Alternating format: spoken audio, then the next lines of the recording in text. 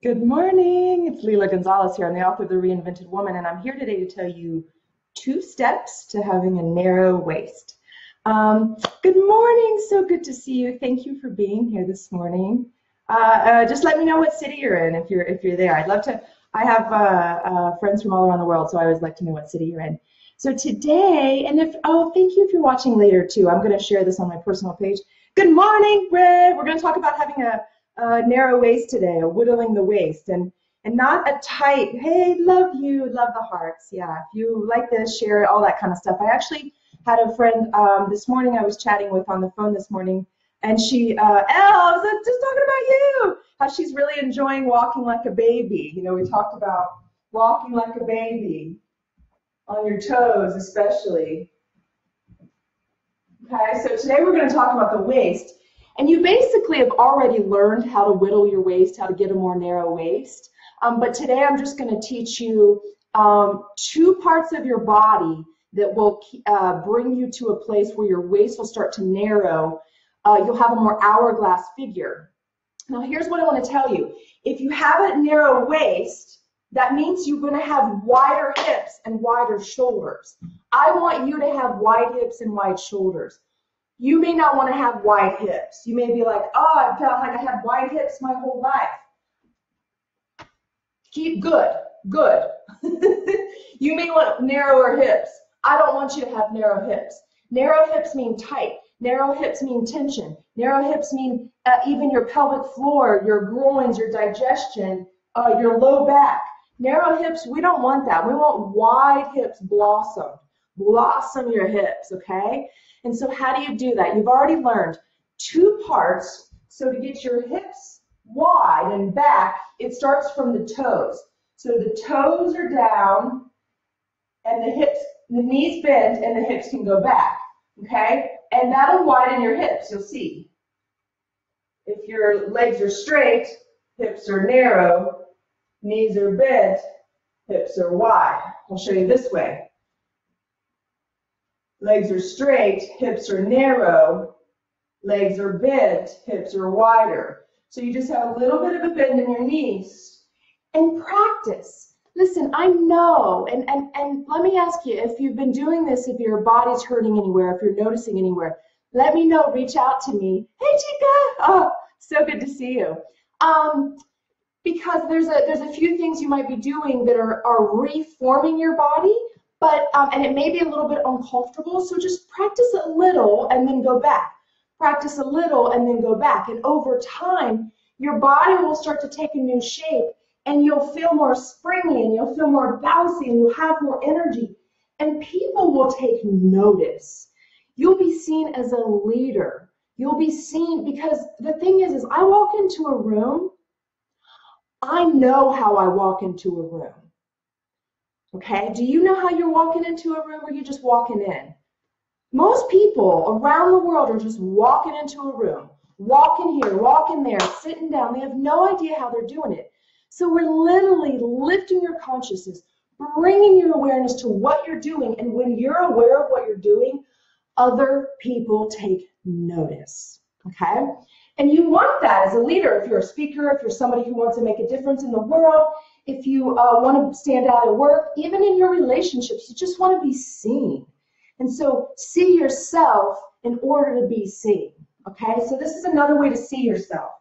Walk with your toes first, hips back, glutes more engaged. So you'll notice here, if my legs are straight, my waist is shorter. Your waist will be shorter when your legs are straight. Okay? So to get a longer waist, more weight on the front of your feet, knees bent, hips back. You can tell the space between your hips and your ribs starts to lengthen. So legs straight, waist short, knees bent, hips back, waist longer. Okay? So this is CrossFit abs. I'm not for it. I don't think it's healthy. This is booty back. And the second part, so the first step is glutes back, hips back. The other part is the ribs, because your waist is just the space between your ribs and your hips, okay? So we want this space to be more able to whittle.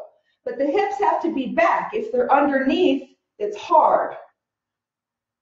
Okay? Back. Woo! Whittle, whittle. Not little, whittle. And then also the rib cage, especially on your back ribs, most of the time you're not breathing here. So you need to breathe there and expand, hips back, and then keep this lifted. So often it'll either crunch or it'll sag. Your kidneys are being crushed by your ribs. So instead, lift your ribs fully up as you're taking your hips back from your toes, okay? So you'll see this is from my hips and ribs. Woo! And then you get long in the waist and you can go side to side, and we'll talk about more movement next week. But I just want you to see the parts of your body and how you're connected and how you can bring your awareness to the parts of your body. Have a new sense of control of your body. When you have a new sense of control of your body, you have a new sense of control in your life and your mind. You have a new sense of control in how you react in situations, what triggers you, even the kinds of relationships that you're going to get into. You're so much more aware, okay? So 2 steps to having a narrow waist and an hourglass figure is hips back from your toes, wings spread, so ribs, heart wide, okay? And I'm going to write it down on the fancy whiteboard. 8's my favorite number. When you have a narrow waist, you actually have wider hips, which means there's more room down there for your digestion, and you have a fuller heart. So if you have a narrow waist, it's a sign of a fuller heart and more open, grounded hips. So it's not just about having a body and a narrow waist and looking a certain way in clothes or in a bathing suit or whatever, nude with your partner. It's not about that. That's a bonus. That's like the cherry on top, that you get to have the look of it, the outer form. The inside space, when you have a certain shape of youthfulness, of healthy, more of a narrow waist. And I'm not talking, I tend to be very lean. I'm very muscular. Not every person's like that. I wish I had a little bit more flesh on me sometimes, honest, because I have really strong muscle and I want to be softer. And so you just want the shape, the overall shape. We're all different shapes. And men, you're not going to have a big old bum probably like me, and you're not going to have the chest in the same look. So your curves aren't going to be as dramatic as a woman who has more estrogen, and even other women who have more estrogen in their body than me. I have a lot of testosterone. I have strong muscles.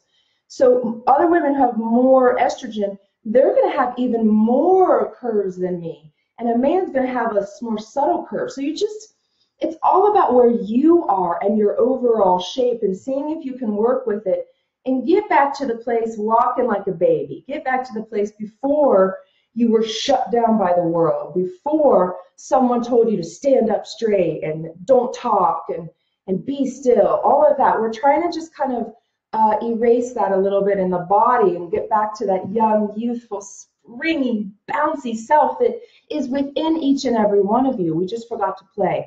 We let the world get to us. So no more. You're not letting the world get to you anymore. You're having your body as a tool to get to where you want to go. First things first, you start with the heart. Full heart, big breath into the center of your heart, so your ribs fill up all the way around, especially on the back side and then on the side ribs. Under your armpits almost like never get any sort of stretching, openness. So open your armpits and breathe into them. So you push your rib cage up under your armpits so that your shoulder blades start to lift, your collarbones start to lift and float on top of your rib cage. Fascinating work. This is creating more space for your heart, for your organs, for your lungs. Breath is life. I mean, I could go on and on and on about the first step. Radiant heart is the most important. Then shoulders wide and up and apart like wings, like a V.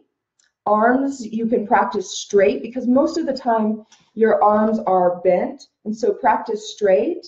And then also practice always keeping your elbows in front of your ribs instead of back, forward. And then hands, instead of doing a lot of this, see where the tendons are popping out? See if you can soften. And feet, like a cat, toes, mounds. Heels of your feet are light or don't touch at all. Knees stay bent, okay? Hips go back, glutes are lifted. Glutes are not down, tailbone's up. Glutes are lifted from your heels lifted. Heels of your feet lift your glutes. And then your waist narrows by, I'll write it here. Hips back. So step one, hips back. Well, actually, no, that's not true. Step one is full ribs.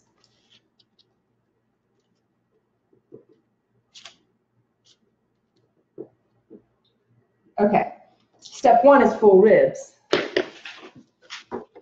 And step two is hips back. So that's how you get your waist narrow. Show you one more time. Flat waist, straight legs. Okay, I step apart a little bit, bend knees, hips back. Oops, I said ribs full first. So ribs full on the back especially, and then hips back. And then your waist is more narrow. So this is flat, straight, narrow.